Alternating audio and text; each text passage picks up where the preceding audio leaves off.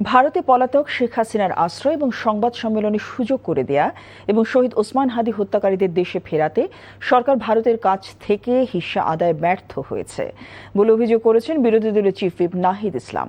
সন্ধ্যায় বিরোধী দলীয় নেতার সরকারি বাসভবনে 11 দলীয় ঐক্যের সভা শেষে কথা বলেন তিনি। 5 সেপ্টেম্বর 11 দলের ঢাকা চট্টগ্রাম লং মার্চ সফল হবে বলে প্রত্যাশা করেন তিনি। HM মেহেদী হাসানের রিপোর্ট। বিরোধী দলীয় নেতার সভাপতিত্বে 11 দলীয় ঐক্যের 2.5 ঘণ্টার এই বৈঠকে দেশের সার্বিক পরিস্থিতি সহ প্রধান এজেন্ডা ছিল গণভোটে রায় বাস্তবায়নের দাবিতে আসন্ন লং মার্চ কর্মসূচি।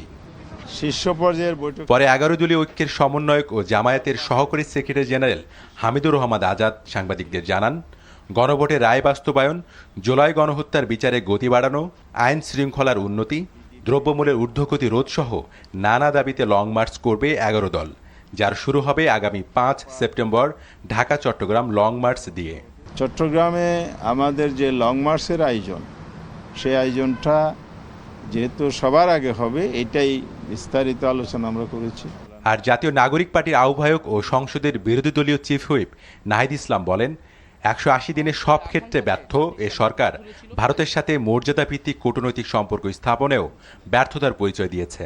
সরকার যে পররাষ্ট্রনীতি সেটা যথেষ্ট আত্মবিশ্বাসহীন, কারণ সরকার ভারত সফর করবে কি করবে না এ বিষয়ে জনগণকে কোনো সুস্পষ্ট বার্তা দিতে পারছে না। এবং 5ই আগস্ট আওয়ামী লীগকে যে প্রেস ব্রিফিং করতে দেওয়া হলো, সেটার জন্য কিন্তু ভারত সরকারকে যথাযথ জবাবদিহিতার আওতায় এই সরকার আনতে ব্যর্থ হয়েছে।